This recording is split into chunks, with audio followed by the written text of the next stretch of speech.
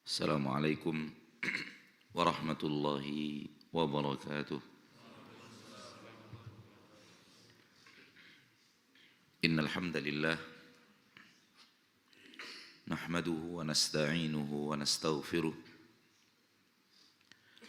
wa na'udzu billahi min shururi anfusina wa min sayyiati a'malina. May yahdihillahu fala mudilla lahu wa man yudlil fala hadiya lahu. Asyhadu an la ilaha illallah wahdahu la syarika lah wa asyhadu anna Muhammadan abduhu wa rasuluh sallallahu alaihi wa ala alihi wa ashabihi wa man tabi'ahum bi ihsanin ila yaumiddin wa sallama tasliman katsira, amma ba'd. Ma'asyiral muslimin wal muslimat, al-hadirin wal hadirat, al-musyahidin wal musyahidat dimanapun anda berada, rahimani wa rahimakumullah. Mari kita bersyukur kepada Allah tabaraka wa ta'ala, Rabb yang telah mengumpulkan kita di salah satu rumahnya di pagi hari ini dalam rangka beribadah kepada Dia satu-satunya dan tidak menyekutukan Dia di dalam peribadatan yang kita lakukan sekarang dan insya Allah sampai akhirnya.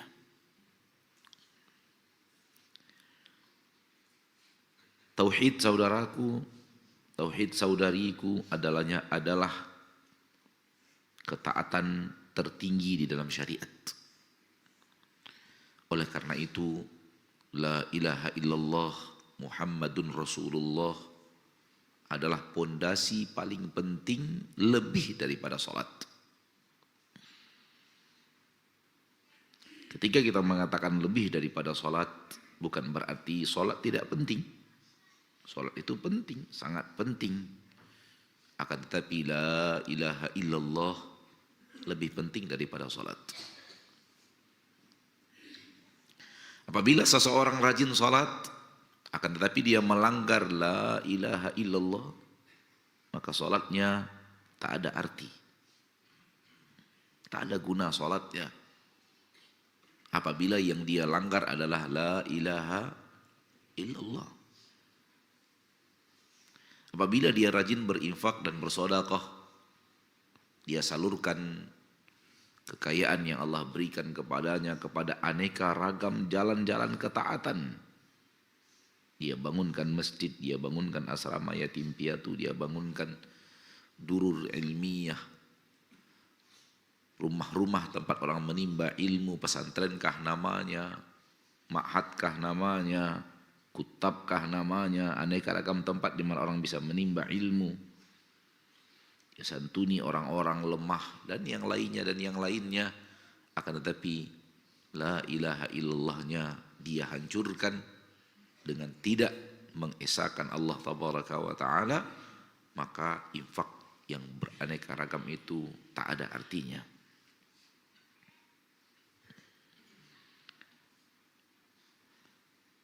Dulu di bangsa Quraisy ada seseorang yang dikenal dengan ahli berinfak, ahli berderma, orang yang royal dalam memberikan aneka ragam bantuan, memberikan aneka ragam sedekah infak, dan terkenal dengan kedermawanannya yang luar biasa, bernama Abdullah bin Jad'an.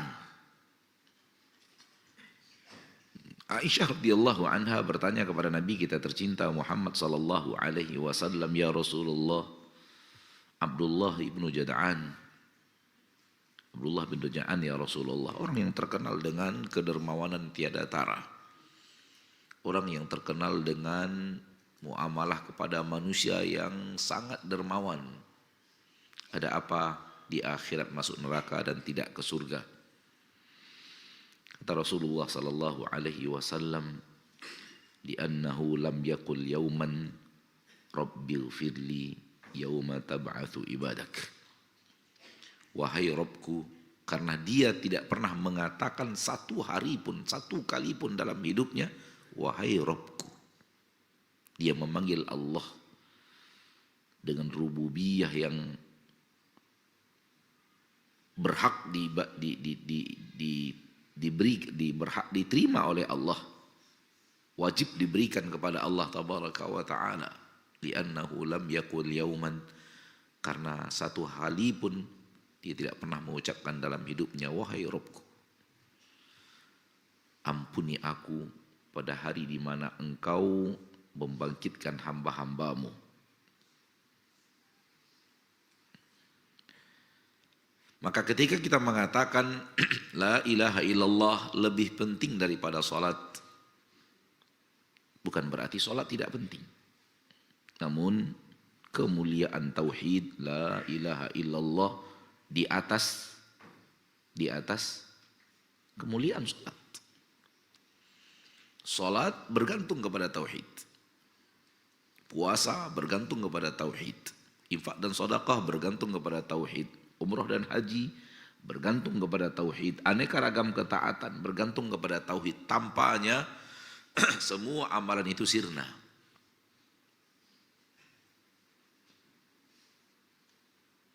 Di dalam Al-Quran Allah berfirman, walau asyraku, sekiranya mereka berbuat syirik.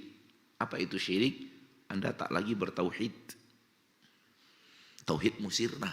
Engkau telah menyekutukan Allah. Itu orang yang berbuat syirik, tauhidnya habis. Dia hancurkan tauhidnya dengan lawan tauhid. Dan lawan tauhid adalah syirik. Lawan tauhid adalah syirik. Walau asyraku, sekiranya mereka berbuat syirik, mereka hancurkan tauhidnya.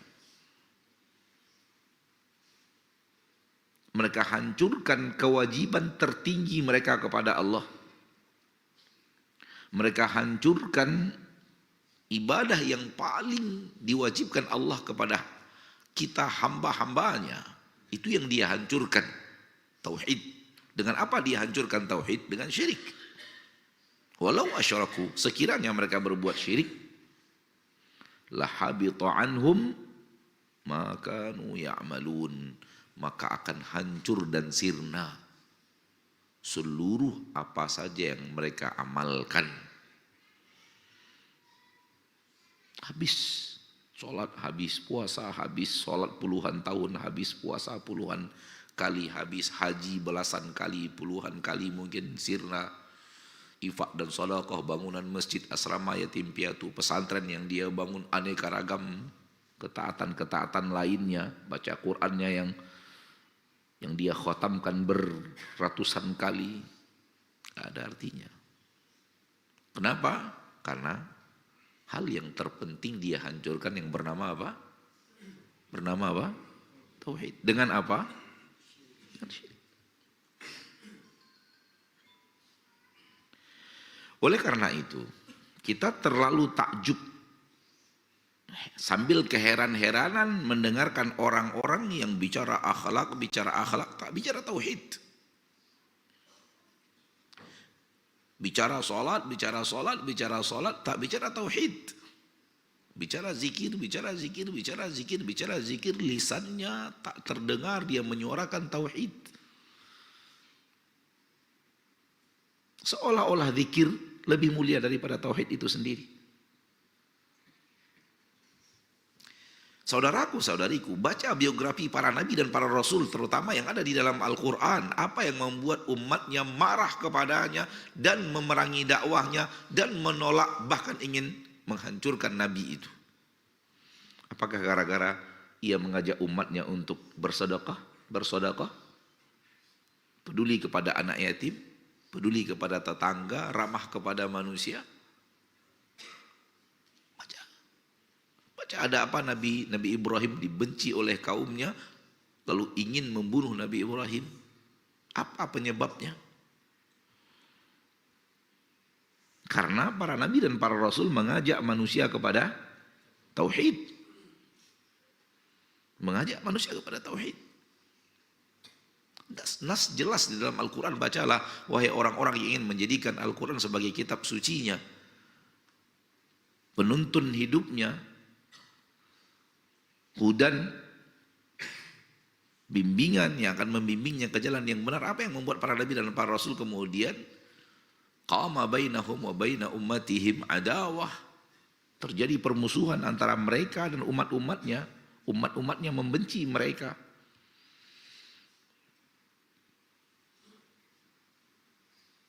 Karena memang para nabi dan para rasul menyuarakan tauhid, mengingkari kesyirikan. Rasulullah sallallahu alaihi wasallam yang awalnya disayangi, dihormati, dimuliakan, dicintai, dibangga-banggakan Quraisy kepada Arab-Arab lainnya. Mereka bangga ketika menyebut ada di tengah kami orang yang bernama Muhammad Al-Amin, yang akhlaknya terkenal, kelemah lembutannya terkenal, kesabarannya terkenal, amanahnya terkenal, kejujurannya terkenal, budi pekerti tiada tara. Namun ketika Nabi Muhammad mengatakan kepada kaumnya, qulu la ilaha illallah, ucapkan la ilaha illallah, kalimat tauhid, berubah langsung. Yang tadinya sayang kepada benci, yang tadinya bangga kepada tidak bangga, yang tadinya suka kepada tidak suka, yang tadinya memuliakan menjadi menghinakan, yang tadinya sangat memuliakan menjadi bertukar, menuding Nabi Muhammad pendusta, menuding Nabi Muhammad membawa ini, membawa itu, memecah belah umat, memecah belah manusia. Itu yang terjadi. Pasca Nabi Muhammad SAW mengajak orang Quraisy kepada tauhid,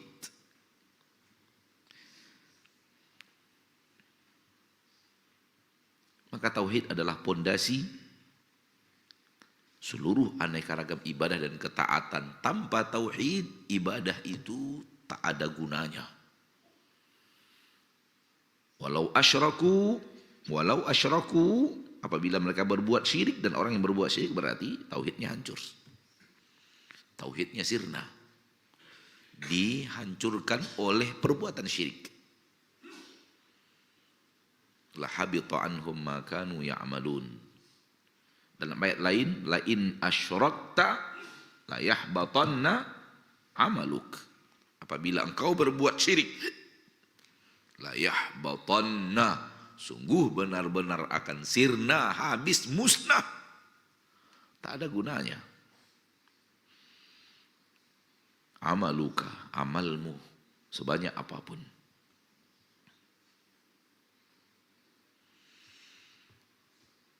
Oleh karena itu merupakan hal yang wajib bagi manusia mempertahankan tauhidnya. Dengan cara dia ucapkan la ilaha illallah, dan dia yakini la ilaha illallah, dan dia amalkan la ilaha illallah. Dia ucapkan apa? La ilaha illallah. Dia yakini dalam hatinya la ilaha illallah. Terakhir yang ketiga, dia amalkan dalam kehidupan sehari-harinya, dalam ibadahnya la ilaha illallah.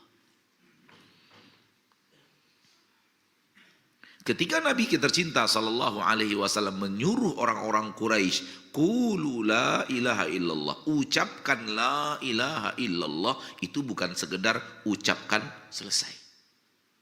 Enggak. Ucapkan artinya ucapkan, yakini, amalkan. Qul huwallahu ahad. Katakan Allah ahad, satu-satunya. La ilaha illallah, tidak ilah selain Allah. Qul, ucapkan. Itu bukan berarti sekedar ucapkan selesai. Bukan. Tapi diucapkan kul huwallahu ahad, yakini kul huwallahu ahad, amalkan dalam seluruh ketaatan kepada Allah, dalam seluruh ibadah, Allahu ahad. Tiga-tiganya harus terwujud, baru kemudian tauhid itu menjadi tauhid yang benar. Tidak bisa hanya sekedar diucapkan, kemudian ternyata dalam pengamalannya berbeda dengan apa yang diucapkan. Itu hal yang bertabrakan. Kenapa orang Quraisy tidak mau mengucapkan la ilaha illallah? Karena mereka tidak mau meninggalkan Lata, Uzza, Manah. Tidak mau mereka meninggalkan. Mereka tahu persis makna la ilaha illallah itu menuntut mereka tak lagi datang ke Lata, tak lagi datang ke Uzza, tak lagi datang ke Hubal, tak lagi datang ke Manah, tak lagi datang ke aneka ragam berhala-berhala yang 300 lebih ketika itu berada di sekitar Ka'bah. Itu yang baru berada di sekitar Ka'bah, belum yang di rumah-rumah mereka.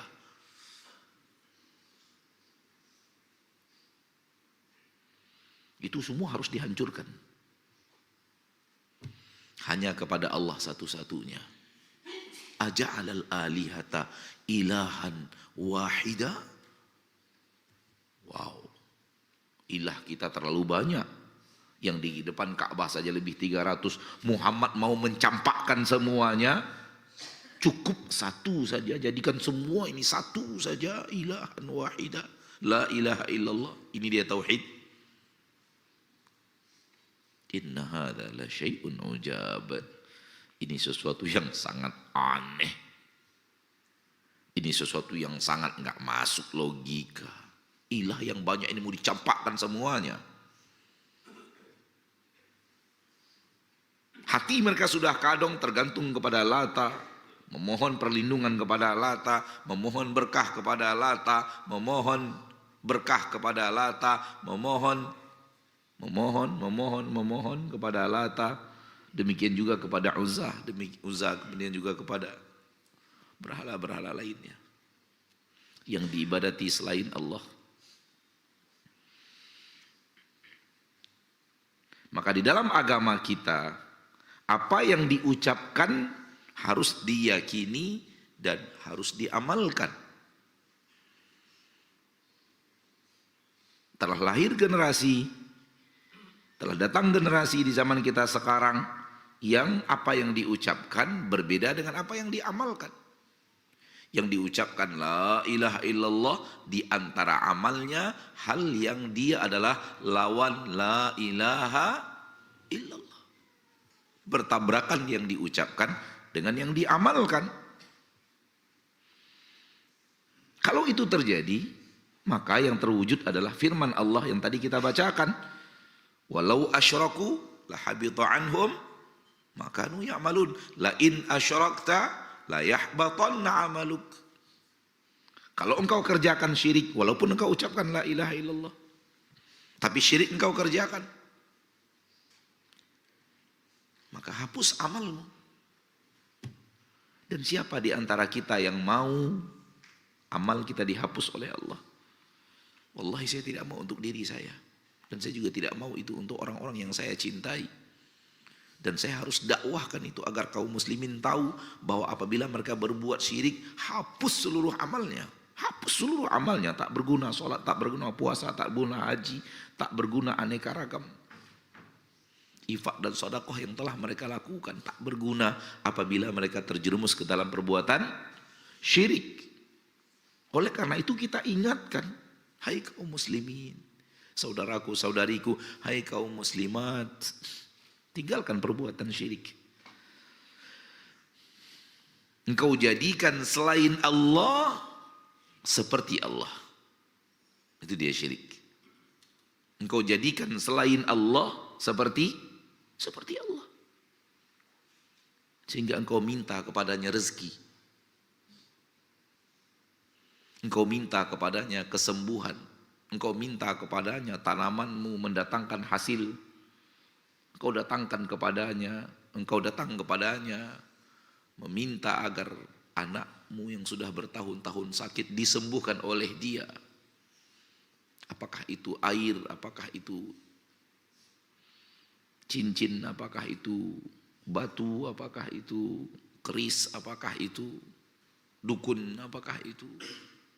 Kau telah jadikan mereka seperti engkau memohon kepada Allah tabaraka wa ta'ala. Itu dia syirik. Sesuatu selain Allah telah dijadikan seperti Allah. Hujan tak turun-turun, engkau minta hujan kepada selain Allah, itu syirik. Itu dia syirik. Ustadz, saya kan meminta kepada Allah. Iya, tapi tinggalkan yang lain. Itu dia tauhid. Betul. Engkau meminta kepada Allah, itu betul. Tapi tinggalkan yang lain. Minta hanya kepada Allah. Itu dia iyyaka na'bud. Itu dia apa? Iyyaka na'bud.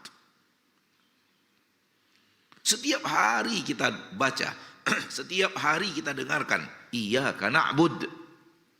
Namun permasalahannya adalah kita banyak ada orang yang mengucapkannya, pengamalannya berbeda dengan apa yang dia ucapkan.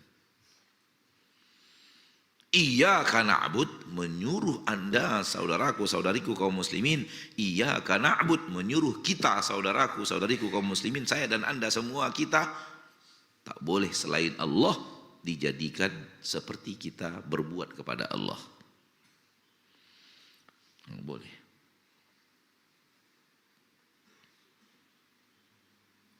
Itu dia keesaan Allah yang harus terwujud dalam ketika kita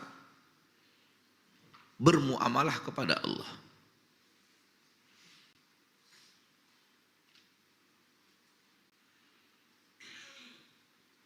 Kita wajib meyakini satu-satunya yang mengatur alam semesta ini, memberikan, menahan, menyembuhkan, memakmurkan, memberikan kesuburan, hasil panen yang melimpah, menjaganya dari mara bahaya, menurunkan hujan, memberikan, mengatur. Semua yang ada di jagat raya ini, semua yang ada, satu-satunya yang melakukannya hanyalah Allah.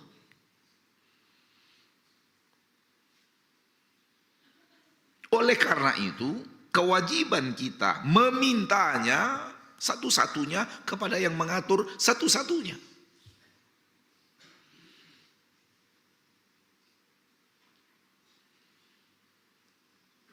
Dan ini hal yang sangat jelas. Yang menurunkan hujan satu-satunya Allah. Kalau kita mau minta hujan, kepada siapa kita minta hujan? Kepada Allah satu-satunya. Satu-satunya. Hal yang aneh apabila kita yakin yang menurunkan hujan satu-satunya hanya Allah. Tak ada selain Allah yang mampu menurunkan hujan. Hal yang aneh kita minta kepada Allah plus kita minta kepada selain Allah. Padahal kita yakin yang menurunkan hujan satu-satunya adalah Allah. Loh, ini siapa orang ini? Orang ini siapa?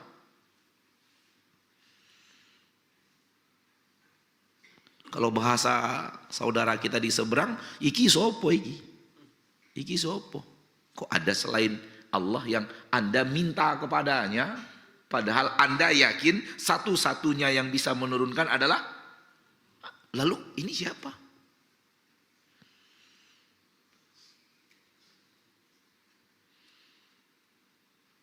Kalau Anda yakin satu-satunya yang bisa memberikan kepada Anda hasil panen tahun ini melimpah, berkah pada hasil panen sehingga hasil panennya bagus, hama tidak datang. Kalau Anda yakin satu-satunya yang bisa melakukan itu, maka ketika Anda ingin meminta itu, minta kepada zat yang Anda yakin satu-satunya yang bisa melakukan hanya Dia, ya atau tidak?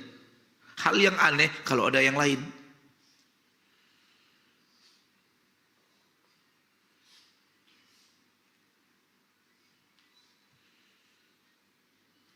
Bapak Ibu yang dimuliakan Allah, Tidakkah di zaman kita sekarang ini kita mengetahui adanya orang mengambil air yang mereka anggap berkah lalu ditebar di tempat-tempat supaya mendatangkan berkah?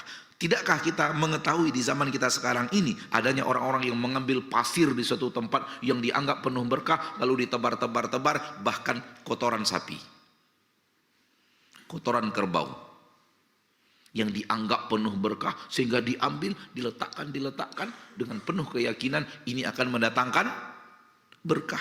Anda telah menjadikan itu sekutu bagi Allah. Dan itu dosa yang paling Allah benci. Dan itu perilaku manusia yang paling Allah benci.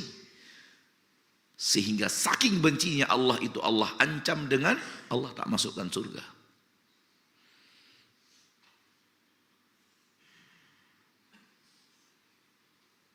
Maka tauhid tidak tidak hanya sekedar ucapkan la ilaha illallah kemudian langgar dengan perbuatan. Itu bukan tauhid. Itu bukan tauhid. Tauhid itu di lisan, di hati, yang ketiga di mana? Dalam amalan, anggota badan. Harus diucapkan, harus diyakini, harus diamalkan. Dan mengamalkan tauhid jauh lebih banyak daripada sholat.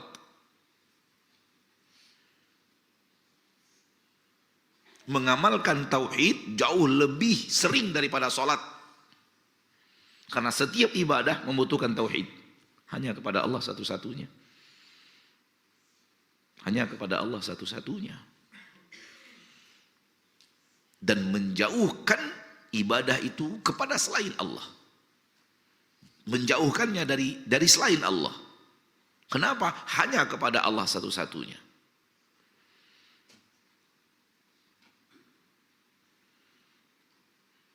Ketika dia lebih penting daripada sholat, pelaksanaannya pun lebih banyak daripada sholat. Mewujudkannya harus lebih sering daripada sholat.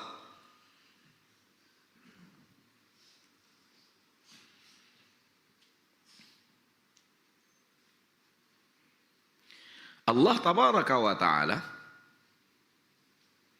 kita yakini sebagai Rabb yang mengatur segala-galanya, ya atau tidak? Segala-galanya, dari yang terkecil di alam semesta ini sampai yang terbesar di alam semesta ini, yang mengatur semuanya, yang berbuat semuanya, yang mampu melakukan itu terhadap mereka semuanya hanyalah Allah satu-satunya. Yakin kita? Kita ucapkan Rabbul Alamin, Allah Rabb seluruh alam. Alam itu adalah apapun selain Allah. Kita ucapkan dengan lisan, kita yakini. Dan kita katakan semuanya yang mengatur adalah Allah. Alhamdulillah. Namun hal yang berikutnya adalah apakah kita memintanya hanya kepada Allah? Apakah kita menggantungkan harapan kita kepada Allah? Apakah kita bertawakal kepada Allah? Dan kita jauhkan permintaan-permintaan kita kepada selain Allah.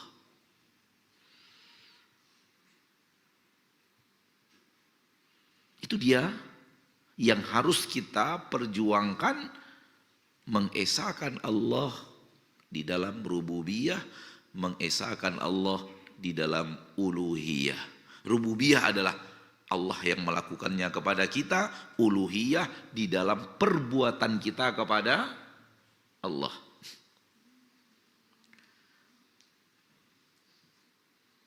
Kalau kami orang Sumatera Barat, orang Minang, dan mungkin banyak juga di antara kita di sini orang Minang,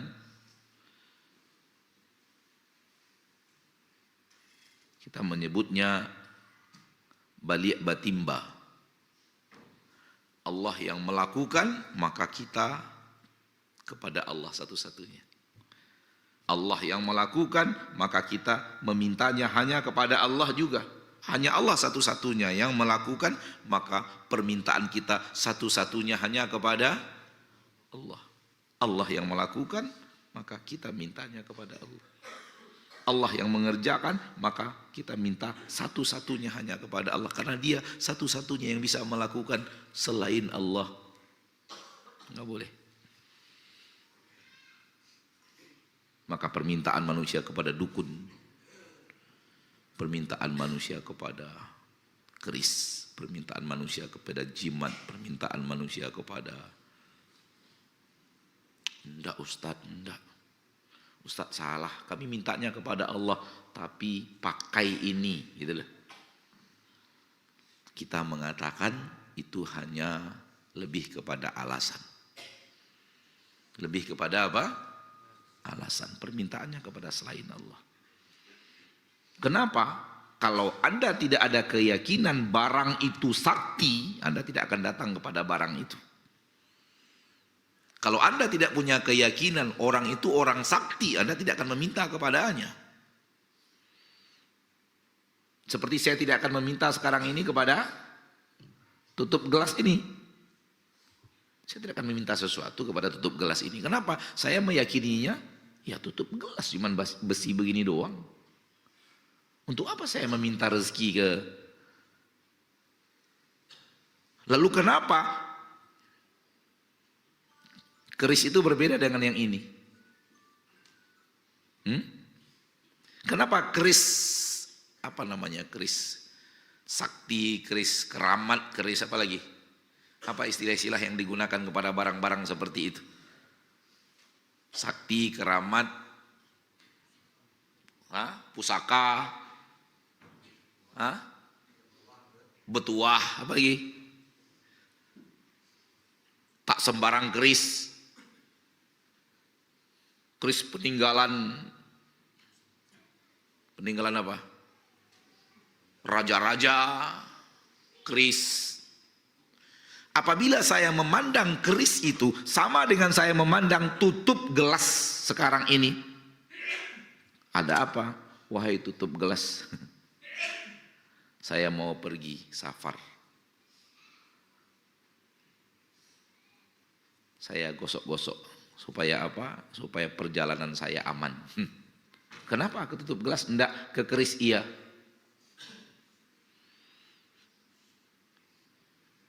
Ada sesuatu. Inna fihi inna, ada sesuatu di dalamnya.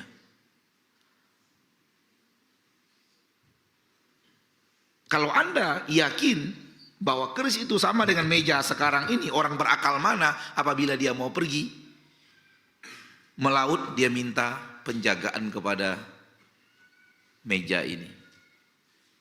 Enggak. Hal yang sama kalau Anda yakin Pak Dukun itu adalah orang biasa, seperti manusia biasa lainnya, tak bisa berbuat apa-apa, ada apa Anda minta kepada dia sesuatu?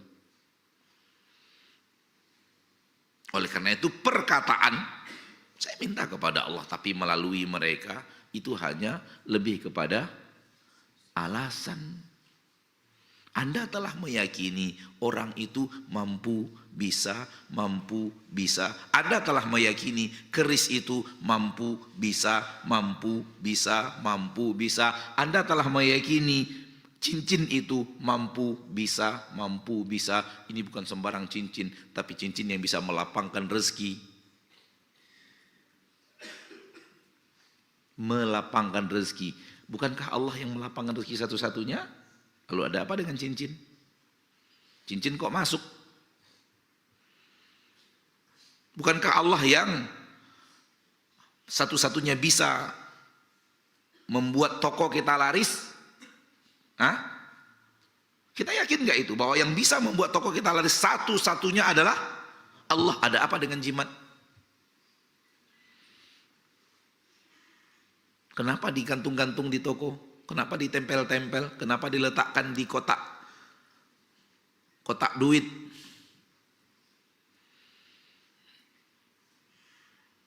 Tahu nggak antum? Tangkal jimat itu mereka letaknya di kotak duit supaya mendatangkan duit lebih banyak gitu. Apa beda kertas yang ditulis jimat itu dengan kertas yang anak SD coret-coret? Bedanya apa sih? Saya meyakini sama. yang ditulis-tulis oleh Pak Dukun, lalu dibungkus, ditaruh di kotak duit, sama dengan kertas-kertas yang dicoret-coret anak SD di sekolah. Ini sekolah kan? SD apa bukan ini? Di antara kita ada guru-gurunya, pasti tahu tuh anak SD nyoret-nyoret deh. Sama kok kertasnya. Bahkan mungkin kualitasnya, jenis kertas anak SD kita yang dicoret-coret lebih bagus daripada kualitas kertas Pak Dukun. Apa yang membedakannya? Kok kertas ini bisa mendatangkan duit, kertas ini kertas yang kita injak-injak, kita campakkan, kita tak ada gunanya. Bahkan ketika ada di dalam kelas, dia adalah sampah. Berarti ada sesuatu keyakinan terhadap kertas tersebut. Karena kertas tersebut telah ditulis di atasnya sesuatu, yang suatu itu telah dijampi-jampi, dan apabila itu terjadi, maka dia bisa membuat orang tertarik datang ke toko kita, akhirnya dia belanja, akhirnya penjualan kita melimpah, akhirnya kita jadi orang kaya raya, larinya semuanya ke kertas itu. Kalau tidak, dia tidak akan dibegitukan.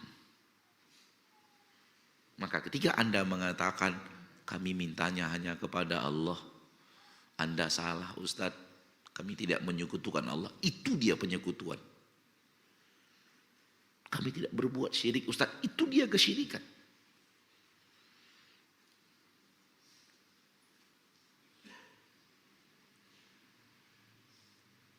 Kita harus bicara agar umat Islam sadar bahwa itulah dia syirik. Agar umat Islam tahu itu syirik. Kalau mereka tahu, kita berharap mereka meninggalkannya agar ketika nanti di akhirat sholat mereka diterima oleh Allah, puasa mereka diterima oleh Allah, haji mereka diterima oleh Allah, zakat mereka diterima oleh Allah, baca Quran mereka diterima oleh Allah, infak dan sedekah diterima oleh Allah. Alhamdulillah. Itu tujuannya. Tidakkah ini tujuan mulia saudaraku? Tidakkah ini tujuan mulia saudariku? Kita berusaha dan ingin agar sholat umat Islam diterima Allah. Puasa mereka diterima Allah, karena kita tahu kalau itu dibawa, dosa yang tadi dibawa wafat, Allah tak terima sholatnya. Allah tak terima ibadahnya. Allah tidak terima aneka ragam ketaatan yang dia lakukan kalau ibadah tersebut dicampuri dengan perbuatan syirik.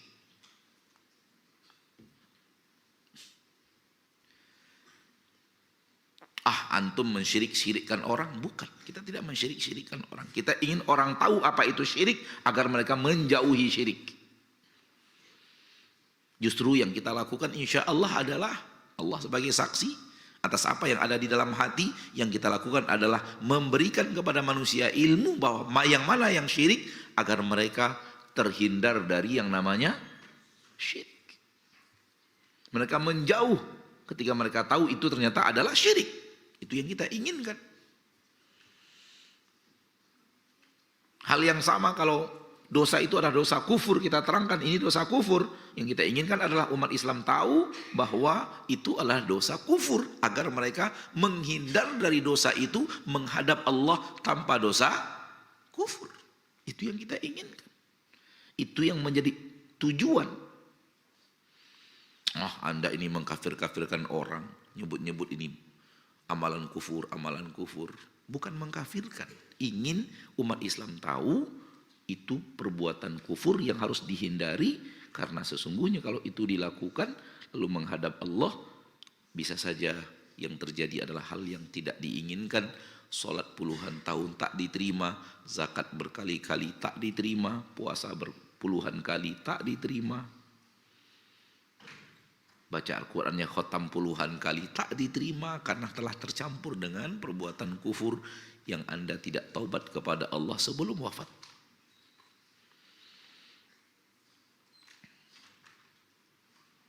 Maka inilah dia sesuatu yang harus diketahui, sesuatu yang harus disampaikan, didakwahkan, dan inilah dakwah para nabi dan para rasul.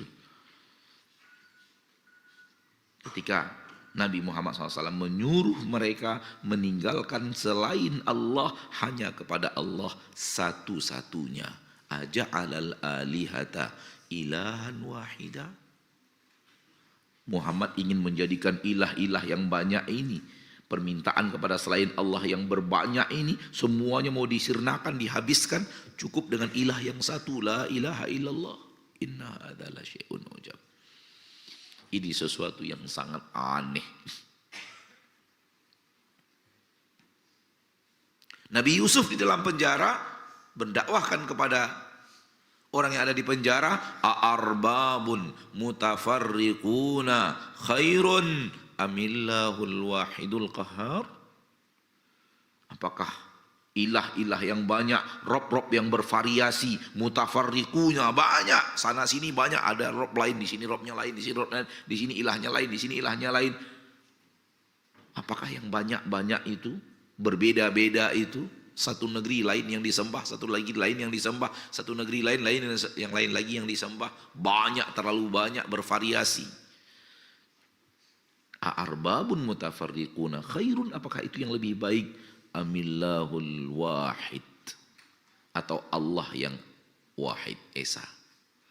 Al-Qahhar, dia yang maha mengatur segala-galanya, dia yang maha memerintahkan segala-galanya, seluruh perintahnya harus terwujud. Seluruh kehendaknya terjadi seperti yang dia inginkan. Mana yang lebih baik? Allahul Ahad, wahid, esa, satu-satunya, atau bervariasi dalam ketuhanan, bervariasi dalam menjadikan suatu ilah selain Allah. Lihat dakwah Nabi Yusuf dalam penjara sama dengan dakwah Nabi Muhammad SAW. Ayat yang tadi dibacakan, keheran-herannya yang Quraisy ketika Nabi Muhammad SAW menyuruh mereka meninggalkan selain Allah yang sangat banyak, jadikan Allah satu-satunya saja, esa.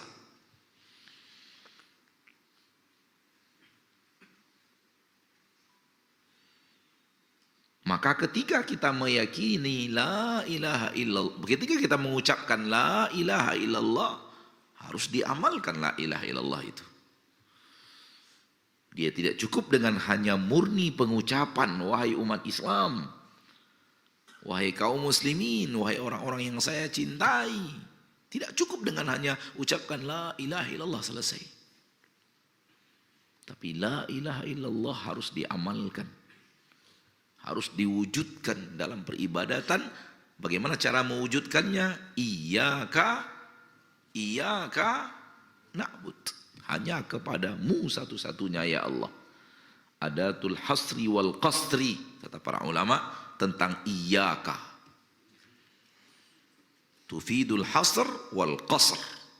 Hasrul ibadah lillah wa qasruha lillah. Tidak ya'ta'adda ila ghairi, tidak pergi kepada yang lain selain Allah. Tidak akan saya berikan ibadah saya kepada selain Allah. Tidak akan saya minta kepada selain Allah. Tidak akan saya memohon kepada selain Allah. Tak akan saya meminta perlindungan kepada selain Allah, meminta rezeki kepada selain Allah, meminta kesembuhan kepada selain Allah, meminta berkah kepada selain Allah.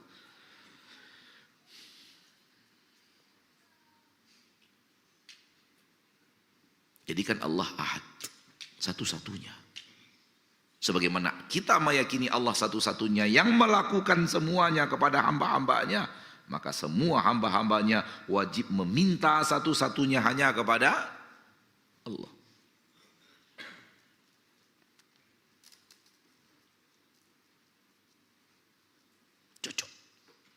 Cocok antara yang diucapkan dengan yang diamalkan. Adapun ketika kita meyakini yang melakukan satu-satunya adalah Allah, lalu kemudian kita memintanya kepada Allah ya, kepada selain Allah juga ya, itu dia namanya menyekutukan. Itu dia yang namanya menyekutukan. Tidak lagi Allah ahad, esa, satu-satunya. tapi sudah ada selain Allah yang ikut dalam hal tersebut. Sudah ada sesuatu selain Allah yang kita ikutkan dalam permohonan-permohonan itu. Dan ini batil, bahkan min abtalil batil. Batil yang paling batil adalah ini. Pelanggaran yang paling hebat adalah ini. Dosa tertinggi adalah ini. Kemurkaan Allah terparah, terhebat adalah kepada perbuatan ini. Harus disadari itu. Harus diketahui dan didakwahkan itu. Allah sangat murka apabila dia disekutukan. Sehingga memberikan ancaman-ancaman berat, ancaman-ancaman keras kepada mereka yang datang kepada Allah membawa dosa syirik. Penyekutuan kepada Allah tabaraka wa ta'ala Rabbul Izzati wal Jalalah. Maha suci Allah yang menghafalkan kepada seluruh umat Islam. Kita mungkin bisa mengatakan kepada seluruh umat Islam, Maha suci Allah yang telah menghafalkan kepada seluruh umat Islam, Qul huwallahu ahad. Karena surah Al-Ikhlas adalah surat yang dihafal oleh seluruh orang. Hampir nggak ada orang yang tidak hafal. Atau mungkin kita tidak bertemu orang muslim yang tidak hafal Qul huwallahu ahad. Antum ada tidak bertemu orang muslim yang tidak hafal Qul huwallahu ahad? Maha suci Allah yang telah menghafalkan kepada hamba-hambanya Qul huwallahu ahad. Namun ingat, Qul huwallahu ahad bukan hanya qul ucapkan, sudah selesai. Sudah saya ucapkan Allahu ahad, Allah Esa, sudah saya ucapkan. Soal kemudian saya tidak menjadikan dia ahad dalam beribadah, itu urusan lain. Oh, enggak begitu. Enggak begitu. Qul, ucapkan. Perintahnya adalah ucapkan, yakini, ucapkan dengan lisan, yakini, dan amalkan. Itu yang diinginkan Allah dalam Qul huwallahu ahad. Katakan bahwa Allah itu Esa. Keesaannya itu perlu diucapkan, perlu diyakini, harus diamalkan. Seperti Nabi SAW mengatakan kepada orang Quraisy, Qulu la ilaha illallah. Ucapkan la ilaha illallah. Nggak ucapkan saja, ucapkan, yakini, amalkan, campakkan Lata, campakkan Uzza, campakkan Manah, campakkan Hubal, campakkan Isaf dan Nailah, dan berhala-berhala lainnya. Jadikan hanya dia ahad satu-satunya, Esa satu-satunya. Dan sudah ada hadis yang antum insya Allah sudah dengar. Seseorang yang datang kepada Allah dengan 99 catatan dosa. Satu catatan sejauh mata memandang isinya dosa. Satu catatan sejauh mata memandang isinya tulisan apa? Dosa. Jumlahnya berapa? 99. Sehingga Allah bertanya kepada hamba itu, hal laka min hasanah, apakah engkau memiliki kebaikan wahai hambaku? Kasih hamba mengatakan, tidak wahai Rabb. Kata Allah, ada, engkau punya kebaikan. Dan di sisiku orang tak ada yang dizolimi. Didatangkan la ilaha illallah. Dan hanya Allah yang maha menakar bahwa la ilallah yang dia lakukan tanpa kesyirikan. Tanpa kesyirikan. Kalau syirik menghancurkan la ilaha illallah. Berarti la ilallahnya masih ada tanpa kesyirikan. Dan la ilaha illallah yang tanpa syirik itu menyebabkan Allah mengampuni seluruh dosa-dosanya yang tertulis di dalam 99 catatan, satu catatan sejauh mata memandang. Karena la ilaha illallahnya tidak hancur. Tidak dihancurkan dengan kesyirikan.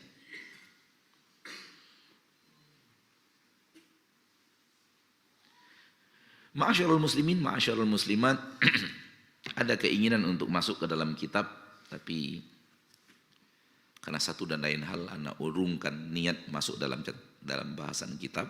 Mudah-mudahan bahasan kitab bisa kita lanjutkan pada majelis berikutnya yang dimudahkan Allah Tabaraka wa Ta'ala. Secara materi kita cukupkan sampai di situ dulu, dan waktu yang tersisa kita gunakan untuk menjawab beberapa pertanyaan dari kaum muslimin dan muslimat. Silahkan kalau ada yang ingin ditanyakan, dituliskan dan diantarkan ke depan bagi yang hadir di majelis ini, dan kepada saudaraku, saudariku kaum muslimin dan muslimat yang menyaksikan acara ini dimanapun berada, silahkan menuliskan pertanyaannya. Kalau ada yang ingin ditanyakan kepada nomor handphone yang tertara di layar kaca Anda. Ada keinginan tadi masuk di dalam kitab, namun satu dan lain hal Anda mengurungkan niat masuk di dalam bahasan kitab Syekh Abdul Razak Fiqih Asma'ul Husna. Wa sallallahu wasallam wa baraka wa an'am ala abdihi wa rasulihi Muhammad. Baik, barakallahu fiik Ustaz, jazakallahu khairan untuk materi kita untuk hari ini. Semoga apa yang sudah disampaikan oleh guru kita bisa bermanfaat dan kita ambil pelajaran, dan yang paling penting adalah kita amalkan dalam kehidupan sehari-hari. Baik, di waktu yang tersisa kita ada beberapa pertanyaan yang sudah masuk dari jemaah dan juga di pemirsa Asil TV. Kita bacakan yang dari jemaah dulu, walaupun sepertinya di luar bahasan kita. Assalamualaikum warahmatullahi wabarakatuh Ustaz. Waalaikumsalam warahmatullahi wabarakatuh. Ustaz, dari hamba Allah Ustaz, Ana mau bertanya, apakah masih berdosa Ustaz ketika Ana sudah mencoba terus untuk meminta maaf kepada seorang teman karena perselisihan dan kesalahpahaman di sebuah lembaga pendidikan. Bahkan sudah bertahun-tahun dia buang muka Ustaz ketika berjumpa dan tidak mau bertegur sapa. Namun Ana masih berharap kepada Allah Subhanahu wa Ta'ala buka hatinya sehingga kami bergaul kembali seperti tahun-tahun sebelumnya. Terima kasih Ustaz, mohon nasihatnya. Barakallahu fikum. Tidak ada kewajiban kita untuk merubah sesuatu di hati orang lain. Allah tidak memberikan kepada kita kewajiban sampai kepada titik merubah sesuatu di hati orang lain. Ingat itu baik-baik. Bahkan Allah tidak memberikan kepada kita kekuatan, kemampuan untuk melakukan itu.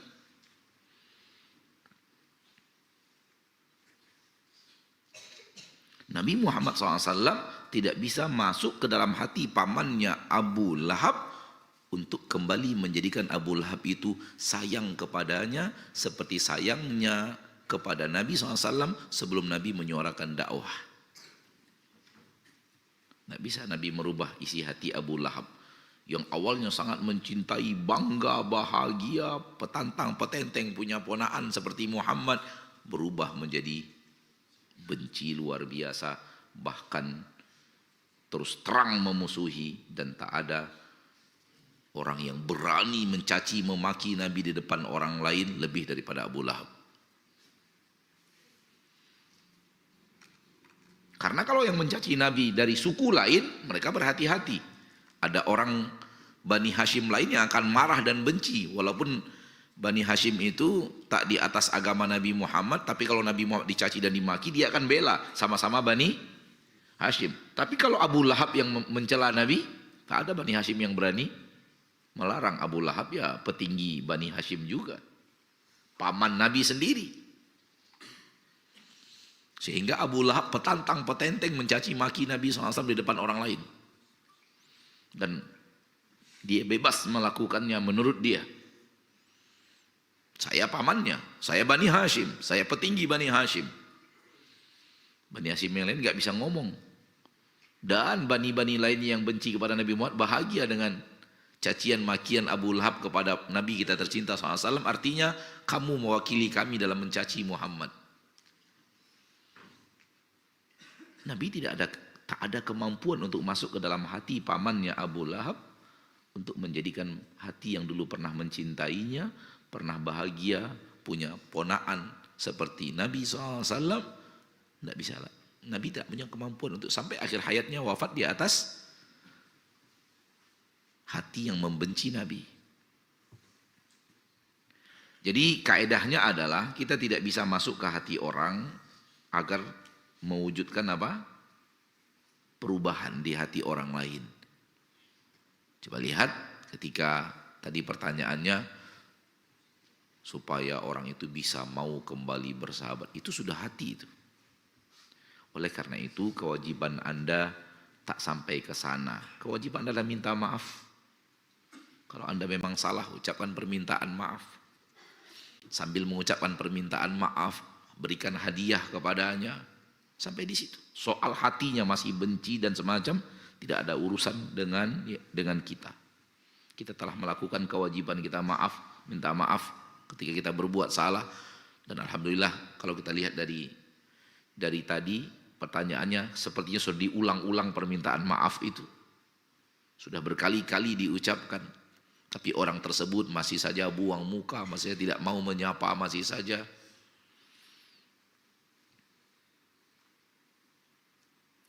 Maka tak ada kewajiban Anda untuk melakukan sampai orang itu berubah menjadi seperti dulu lagi. Tidak.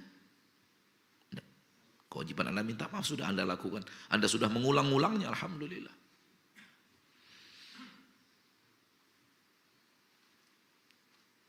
Oleh karena itu, bagi Anda saudaraku, saudariku yang tidak atau belum terjadi konflik, jangan mendekati dunia konflik. Dulu bersemangat karena kita yakin merasa benar, lalu kita bersemangat, terjadi clash dengan saudara kita, dengan sahabat dekat kita, kemudian terjadi hati yang berjauhan. Sekarang menyesal, coba lihat efek dari konflik. Ada kemungkinan ketika hadir pengajian, malas pengajian itu, kenapa? Ada si fulan di sana. Akhirnya menjadi penghalang apa? Penghalang kebaikan. Orang yang bermusuhan malas dia bertemu dengan orang yang dia benci di tempat tersebut. Ya atau tidak? Karena hatinya sudah sudah berjauhan. Ini Anda bicara dari orang yang telah minta maaf tadi. Adapun Anda yang buang muka, saya mengatakan itu tidak boleh. Saudara Anda telah minta maaf. Dan Allah mencintai orang yang memaafkan. Dan buang muka ketika bertemu tidak boleh. Tetap harus bertegur sapa, ucapkan salam, bersenyum, walaupun tidak duduk bercengkrama seperti sedia kala. Tapi bertemu buang muka, bertemu menghindar itu nggak boleh. Dalam agama kita dilarang. Dalam urusan-urusan yang bukan agama, bukan hajr yang disyariatkan, itu hanya boleh dalam urusan dunia saja, itu hanya boleh paling banyak, paling lama 3 hari. Lebih daripada itu diharamkan. Nah. Baik, jazakallahu khairan untuk jawabannya. Semoga saudaraku dari jemaah yang bertanya bisa memahami dan bisa mendapatkan nasihat dari Ustadz. Tentunya juga ini adalah nasihat untuk kita bersama. Kita bacakan pertanyaan dari jemaah Masjid Imam Asy-Syafi'i Taluk Kuantan. Ini sepertinya berbahasa Arab. Sepertinya Ustadz yang pas, Ustadz. Nah, fadhol Ustadz. Bukan sepertinya berbahasa Arab, memang berbahasa Arab.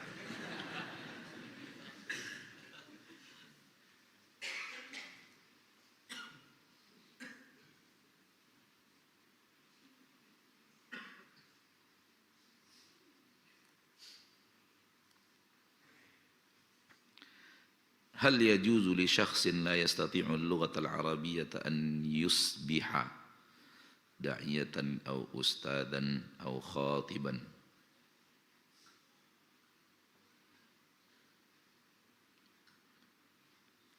Yusbiha di sini pakai sin, harusnya pakai sod. Yusbiha, bukan sin. Kalau yusbiha artinya berenang. Khatiban harusnya khatiban, khatiban pakai ya. Kalau di sini khatiban, harusnya panjangnya ada pada ta, khatiban. Karena khatiban artinya yang khutbah. Kalau khatiban artinya orang yang melamar. Beda panjang, beda arti. Kalau tadi an yusbiha pakai sin, harusnya pakai sod, an yusbiha untuk menjadi, pakai sod.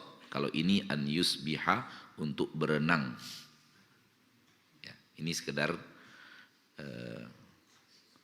tambahan kepada Ananda guys, sepertinya yang menulis pakai bahasa Arab, yang sedang belajar bahasa Arab.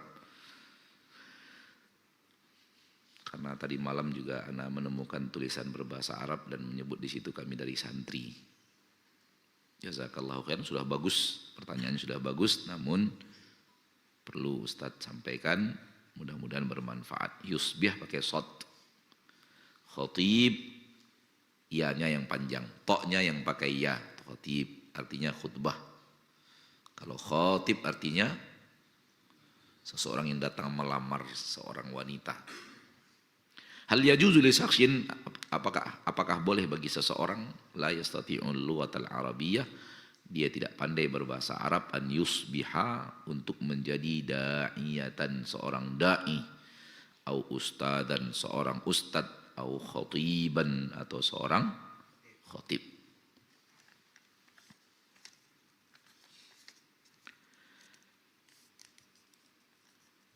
Hukum asalnya ilmu agama ini dari bahasa Arab. Hukum asalnya ilmu agama ini dari bahasa Arab. Dan manusia dikatakan oleh para ulama tidak bisa maksimal dalam memahami agamanya kecuali dia mengerti bahasa Arab. Sehingga agama ini, agama Islam ini ditebarkan dari dahulu kala pakai bahasa Arab. Sampai zaman kakek-kakek kita belajar agamanya, referensinya kitab bahasa Arab. Kakek-kakek kita dulu. Hah? Apa? Ya pokoknya bahasa Arab lah. Mau Arab gundul, mau Arab tak gundul. Intinya adalah buku-bukunya, referensinya pakai bahasa Arab. Karena para sahabat dulu ketika mengajarkan agama kepada negeri-negeri yang ditaklukkan, mengajarannya pakai bahasa Arab. Sehingga lahirlah orang-orang yang bukan Arab, namun akhirnya mahir bahasa Arab, dan akhirnya mahir dalam agama dengan bahasa Arabnya. Itu hukum asalnya seperti itu. Hukum asalnya seperti hal yang demikian. Maka menjadi seorang dai yang mengajak manusia kepada agama Allah, dia harus mengerti agama Allah. Dan di antara pengertian itu akan baik apabila dia pandai berbahasa Arab, sehingga membaca Al-Quran dalam bahasa Arab, membaca buku-buku para ulama dalam bahasa Arab, sehingga lebih kepada pemahaman yang pas karena pakai bahasa aslinya. Namun ketika di suatu negeri orang-orang yang seperti ini tidak ada, apakah boleh diwakili oleh orang-orang yang lain yang tak seperti itu kemampuan berbahasa Arabnya? Untuk dai yang mengajak di pedium, untuk dai yang berkhutbah kepada manusia, untuk dai yang dia menjadi referensi umat untuk bertanya. Ketika memang terhalang dari yang seharusnya, yang ideal, maka dalam agama kita ketika yang ideal tidak ada, akan turun kepada ke bawahnya. Akan turun. Namun pada dasarnya seorang dai harus mengerti bahasa Arab. Tak ada ulama umat Islam yang tidak mengerti bahasa Arab. Bahkan tidak sekedar bahasa Arab saja. Imam Ibnul Qayyim mengatakan harus mengerti bahasa Arab, mengerti ilmu nahu, mengerti ilmu sorof. Telah menguasai 200 kitab, itu zaman beliau. Telah membaca lebih daripada 600 kitab. Itu di zaman beliau, zaman kita yang ideal seperti itu. Maka ketika yang ideal tidak terpenuhi, turun kepada yang tidak ideal. Idealnya menjadi imam adalah orang yang mengerti bacaan yang benar makharijul hurufnya, benar bacaannya, mengerti ilmu tentang bagaimana sholatnya, kalau dia salah bagaimana, apa yang harus dia lakukan, kalau dia keliru apa yang harus dia lakukan. Idealnya menjadi imam ya seperti itu. Tapi ketika imam yang seperti itu tidak terwujud, apakah itu artinya tak ada yang boleh jadi imam? Tak begitu juga. Tak begitu juga. Kita bicara idealnya. Kalau idealnya iya. Oleh karena itu kita hanya mengingkari dan tidak setuju kepada orang-orang yang terlalu disanjung sebagai ahli ilmu, ternyata tidak pandai bahasa Arab. Kita mengingkari itu. Ahli ilmu apa? Bahasa Arab aja tidak bisa. Bukan merendahkan, tapi jangan terlalu sanjung orang yang bahasa Arabnya dia tidak mengerti. Takut-takut terlalu disanjung, sementara ilmu lemah membawa manusia kepada fatwa-fatwa yang keliru.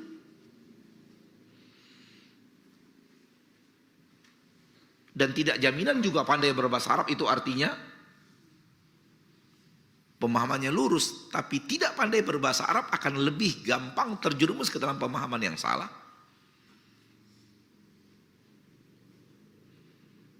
Maka tergantung kita sedang bicara apa ini. Bicara penyanjungan orang sebagai ahli ilmu, ternyata dia tidak pandai bahasa Arab, kita ingkari.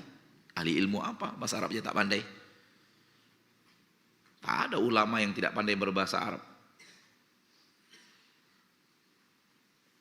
Nah, wallahu a'lam.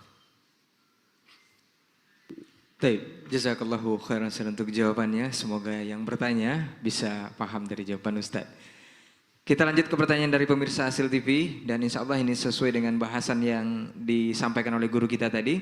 Assalamualaikum warahmatullahi wabarakatuh, Ustadz. Waalaikumsalam warahmatullahi.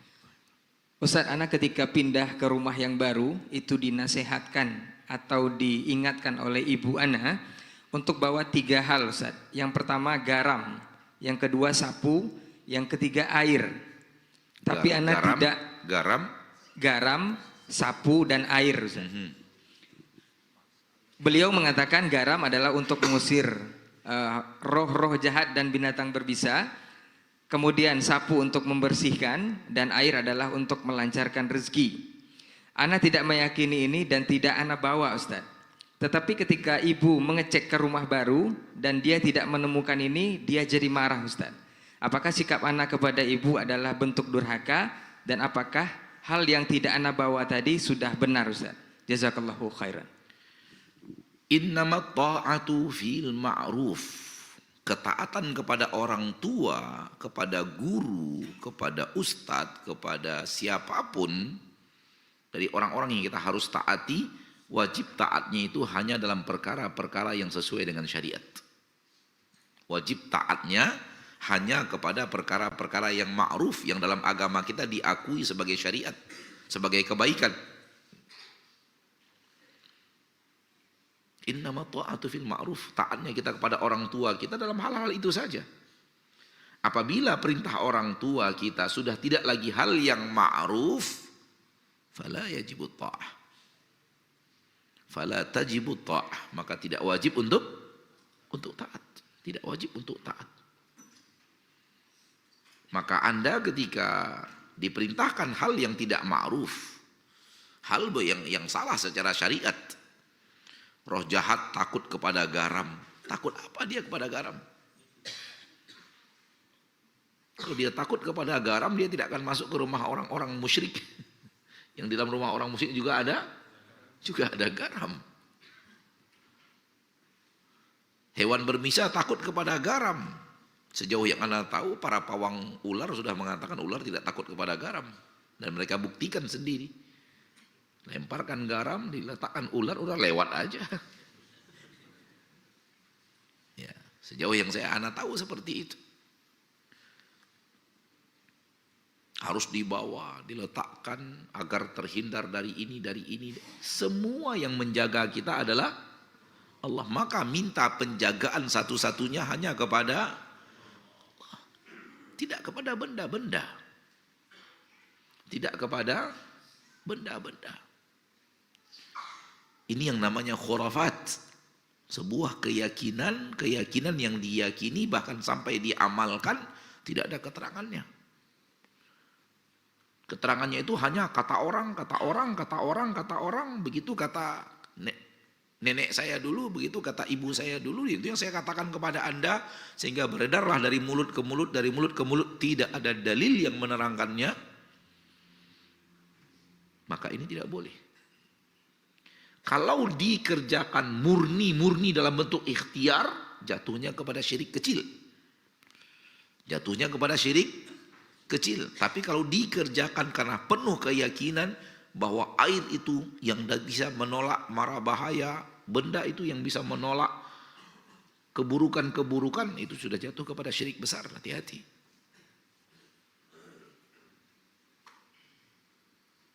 Maka kembali kita kepada pertanyaan tadi, bahwa pertanyaan tersebut, apakah saya durhaka kepada orang tua saya ketika orang tua saya marah? Bukankah Nabi Ibrahim dimarahi oleh ayahnya? Ya atau tidak? Apakah Nabi Ibrahim durhaka kepada ayahnya? Apakah tidak sebahagian sahabat dimarahi oleh orang tuanya? Sebagian orang tua, para sahabat yang beriman kepada Nabi SAW, orang tuanya berlepas diri. Aku berlepas diri, engkau bukan anakku. Saking bencinya, saking marahnya mereka, anak-anak mereka ikut Nabi Muhammad sallallahu alaihi wasallam. Di perang Badar, di antara sahabat-sahabat Rasulullah yang ada di saf umat Islam, itu di seberang di safnya orang Quraisy, ayah mereka. Mereka di safnya umat Nabi Muhammad SAW, di safnya kaum muslimin, di safnya orang Quraisy, ayah mereka. Apakah itu bentuk daripada kedurhakaan? Engkau berperang lawan ayahmu sendiri? Apakah yang datang kepada orang-orang yang hadir di perang Badar pujian Allah kepada mereka, atau yang datang kepada mereka adalah kalian durhaka telah memerangi ayah kalian sendiri? Tapi ini konsepnya sudah sampai kepada kufur besar. Namun berlaku dalam hal yang sifatnya seperti ini, ketaatan hanya dalam perkara yang ma'ruf. Apabila orang tua kita menyuruh kita untuk melakukan hal yang tidak sesuai dengan syariat, mungkar, lawan ma'ruf adalah mungkar, tidak sesuai dengan syariat, berseberangan dengan syariat Allah, maka kewajiban kita adalah tidak mentaati. Kewajiban kita adalah tidak mentaati. Kalau ditaati juga justru berbuat maksiat kepada Allah. Nah, Baik, jazakallah khairan Ustaz untuk jawabannya. Semoga saudara kita yang bertanya untuk hal ini bisa paham dari jawaban Ustaz.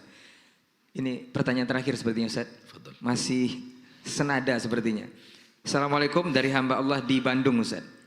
Ustaz, ana mau bertanya, apakah ucapan percaya tidak percaya semenjak ana memakai gelang ini, kesehatan dan badan ana terasa bugar dan lebih dari biasanya.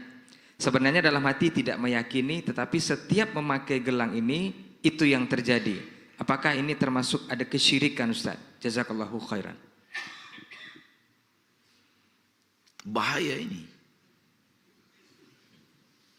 Bahaya sampai kepada bisa sampai perlahan bisa sampai kepada meyakini bahwa gelang ini yang telah memberikan kesehatan.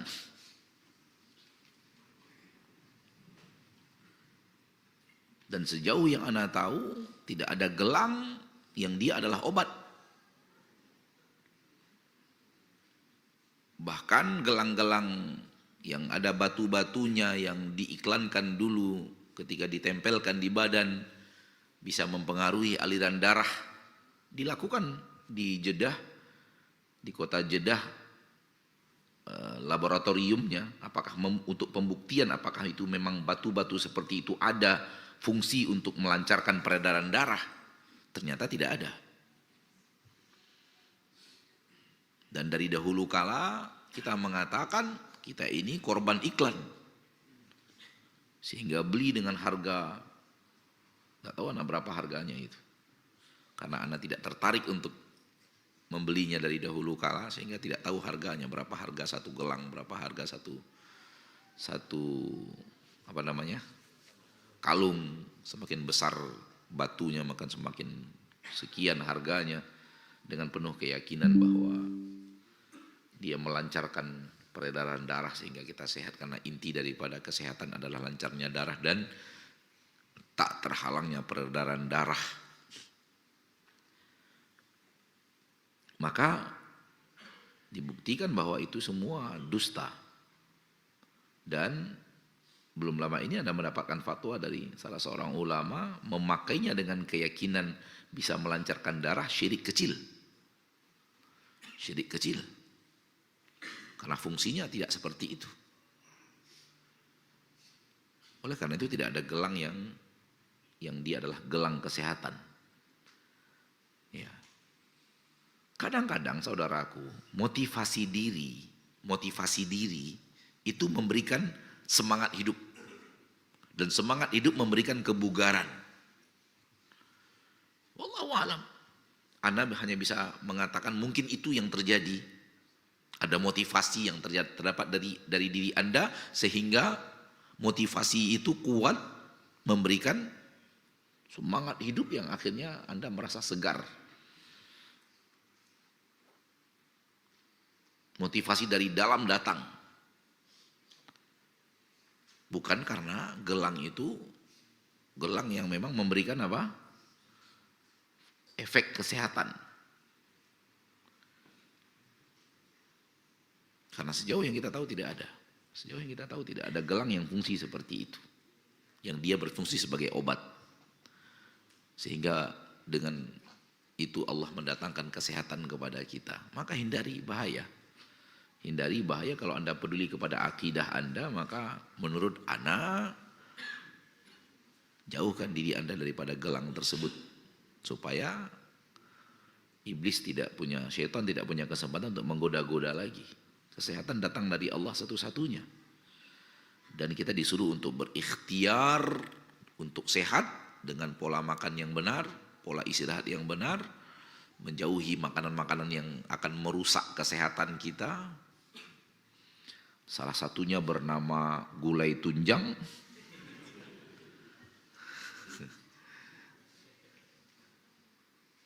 Dan salah satunya bernama kerupuk jange. Itu salah satu makanan yang jelek masuk ke dalam tubuh kita. Santan-santan terlalu banyak. Dan tepung yang digoreng. Aneka ragam tepung yang digoreng. Itu juga secara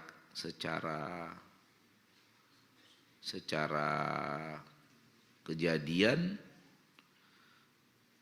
adalah salah satu sebab kotornya darah. Disebabkan makanan itu kotor, maka ingin sehat harus berikhtiar dengan menghindari makanan-makanan itu. Kalau ataupun makan sekali-sekali. Sekali-sekali. Tapi kalau keseringan, seluruh ahli kesehatan yang belajar ilmu kesehatan mengatakan itu penyebab perilaku kita, makanan yang kita masukkan rusak, sehingga darah kita rusak, sehingga darah itu penuh sampah, akhirnya terjadi penyumbatan di sana sini. Karena di darah ada kotoran-kotoran efek daripada makanan-makanan kotor yang kita makan. Maka perlu menjaga kesehatan sebagai ikhtiar untuk sehat, namun sehat hanya Allah yang memberikan. Sebagaimana kita ada ikhtiar untuk disuruh berikhtiar untuk berobat ketika sakit, namun kesehatan hanya Allah yang memberikan. Itu bukanlah bahagian daripada perbuatan yang salah, berikhtiar untuk sehat. Pilih-pilih makanan, menghindari makanan-makanan yang buruk. Dan sebenarnya kesehatan yang sebenarnya kesehatan adalah itu, lebih daripada berobat. Kalau antum ingin sehat, mulai dari pola hidup makan sehat, pola hidup istirahat sehat. Tapi gelang enggak. Gelang seperti yang ditanyakan itu bukan pola hidup untuk sehat. Karena terbukti baik secara ilmiah tidak ada gelang yang dia sifatnya adalah memberikan kesehatan. Pola kesehatan pakai gelang, tak pakai gelang sakit gitu. Mirip dengan jimat dia jadinya. Kalau ada jimat selamat perjalanan, tak ada jimat ada kemungkinan perjalanan kita penuh dengan hal-hal yang tidak diinginkan. Itu batil. Itu batil. Maka nasihat ana, tinggalkan gelang tersebut. Tinggalkan gelang tersebut. Toh sebelum Anda punya gelang, Anda juga sehat. Kenapa sekarang kesehatan Anda gantungkan kepada gelang? Toh pada asalnya, sebelum punya gelang tersebut, Anda juga sehat.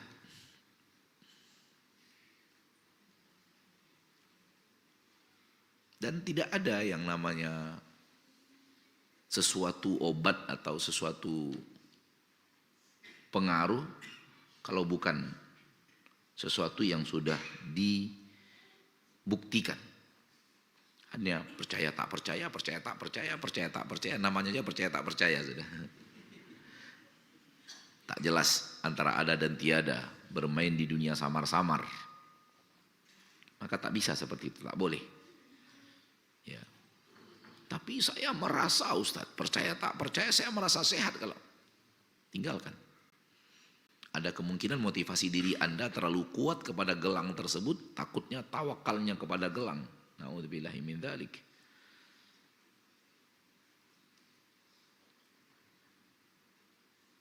Hal yang sama ketika orang-orang punya tangkal dan jimat. Kalau dia bawa tangkal dalam perjalanan, tangkal saya bawa. Timbul motivasi diri, perjalanan kita insya Allah selamat. Motivasi diri. Boleh jadi mereka akan mengatakan percaya tak percaya semenjak saya bawa tangkal ini pergi safar, tak pernah mobil saya terbalik-balik. Percaya tak percaya juga jadinya.